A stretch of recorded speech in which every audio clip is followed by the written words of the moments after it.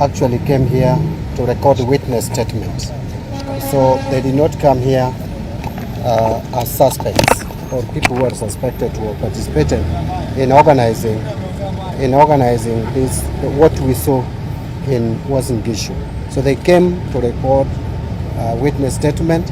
I think the media reported wrongly that I was also to appear. I have just come to accompany them. No one invited me to come here, so that needs to be very clear. But I want to also add on to what Honorable Unit has said. What we expect from the government is simple. Dig deep into this matter.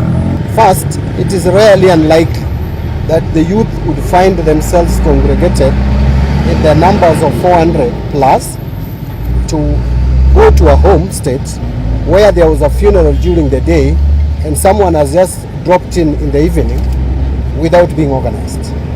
If you see the way they were behaving and conducting themselves and communicating and the kind of defiance that came from this youth, it is clear that someone had organized this youth. That is why yesterday I said that they appear to me like youth who have received some drills on security issues and on paramilitary matters.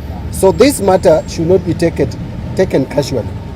Our colleagues almost lost their lives. If you listen to what they are saying, what they witnessed. And this kind of intolerance, I know it is coming about because of frustration.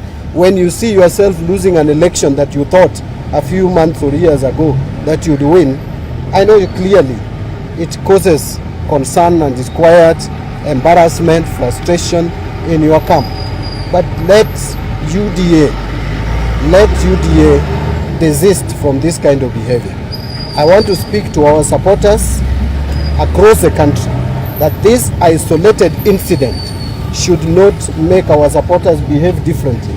Continue behaving civil, continue conducting yourselves with decorum. We have a country to protect. We don't want this country to burn.